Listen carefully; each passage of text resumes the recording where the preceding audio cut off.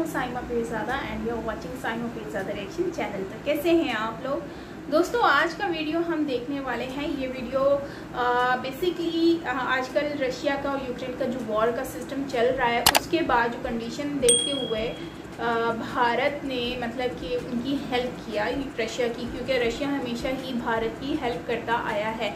अब उसी से ही रिलेटेड भारत का क्या प्लान निकल कर आता है ये हम जानेंगे आज के इस वीडियो में। तो वीडियो हिंदी नॉलेज शो का होने वाला है, काफ़ी इंटरेस्टिंग। तो देखते हैं इस वीडियो को। वीडियो अच्छा लगे लाइक कीजिएगा, शेयर कीजिएगा एंड सब्सक्राइब नहीं किया तो सब्सक्राइब भी कीजिएगा।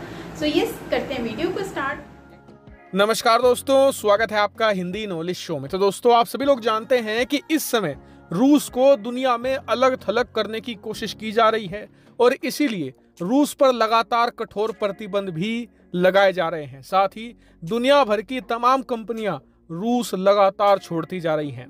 ऐसे में भारत रूस की मदद कर रहा है पिछले 1 महीने से। उदाहरण के लिए हमने पहले रूस से तेल खरीदा, उसके बाद जितने भी अंतर्राष्ट्रीय मंचों पर रूस के खिलाफ प्रस्ताव लाए गए तो भारत ने एब्सटेन किया, रूस के खिलाफ वोटिंग नहीं करी। अब भारत के ऐसा करने से कई लोग ऐसा मानते हैं कि भारत रूस का अच्छा दोस्त है।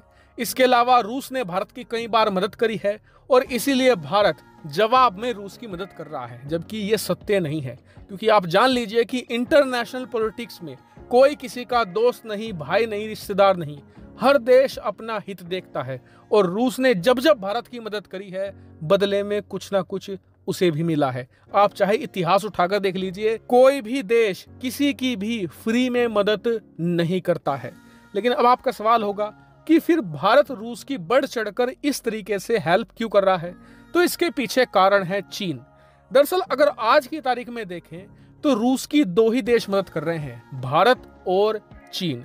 और अगर भारत पीछे हट जाता है और रूस की खिलाफत करना शुरू कर देता है, रूस को मदद नहीं देता है, तो रूस पूरी तरीके से डिपेंडेंट हो जाएगा चीन पर और चीन की एक कठपुतली बनकर रह जाएगा। और भारत ऐसा कतई नहीं चाहता। क्यों? क्योंकि रूस भले ही एक आर्थिक सुपर पावर ना हो, लेकिन एक बहुत बड़ी सैन्य सुपर पावर जरूर है।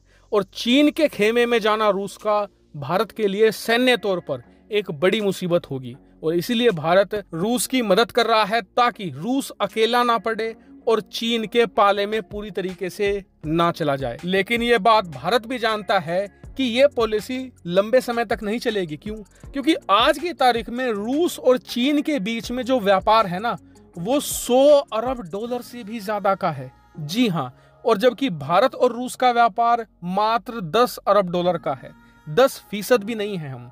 ऐसे में लंबे समय में रूस चीन पर निर्भर होने ही वाला है।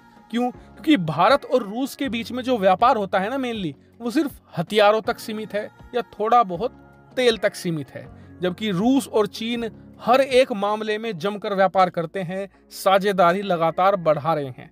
और इसी बात को देखते हुए भारत ने अब एक बहुत बड़ा मास्टर स्ट्रोक चला है। दरअसल आप सभी जानते हैं कि इस समय पश्चिमी देशों की बड़ी बड़ी कंपनियां रूस छोड़कर वापस अपने देश लौट रही हैं।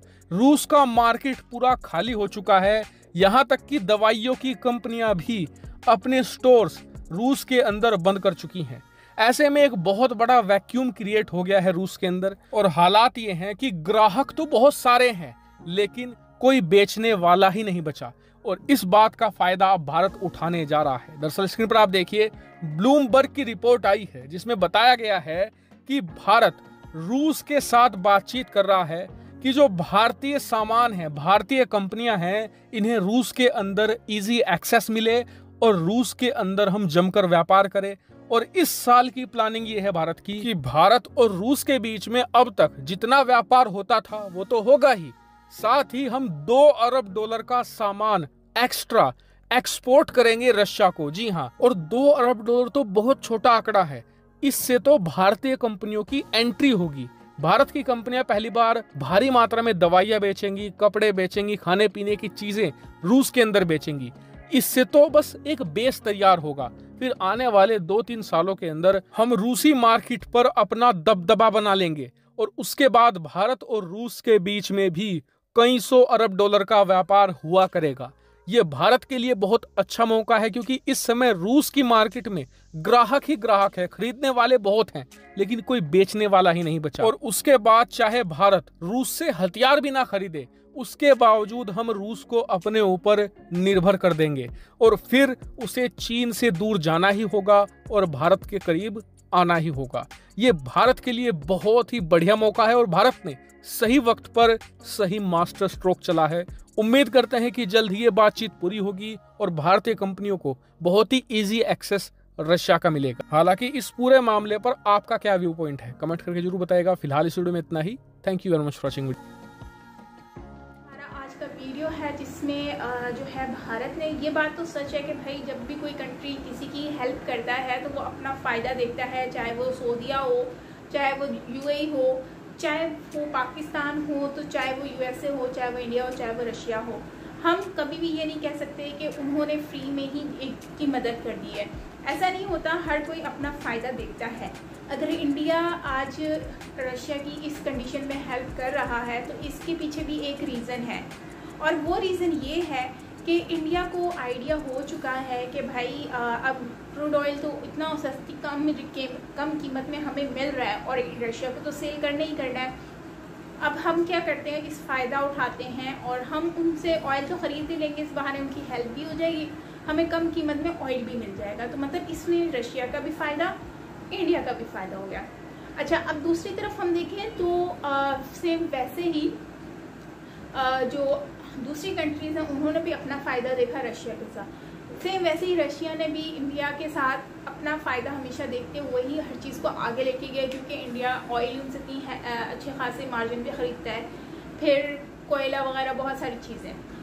अब यहाँ पे जो बात हम कर रहे हैं वो ये है कि इंडिया अगर वहाँ पर बिज़नेस करता है, मतलब कि जाहिर सी बात है इंडिया अगर उनसे नहीं ख़रीदारी करता या उनके सपोर्ट में नहीं खड़ा होता तो जाहिर सी बात है चाइना उनके साथ वाली कंट्री है, नेबरहुड कंट्री, और काफ़ी बड़ी कंट्री और डेवलप कंट्री भी है और अच्छी इकनॉमी भी रखती है। तो चाइना को बहुत ज़्यादा फ़ायदा हो सकता है इंडिया से। अगर इंडिया के साथ नहीं वो रहते तो फिर जाहिर सी बात है रशिया चाइना के साथ दोस्ती बना लेगा। सेम वैसे ही जैसे पाकिस्तान ने इंडिया, अफ़गानिस्तान और तजिकिस्तान को छोड़कर चाइना से रिश्ता बना रखा है।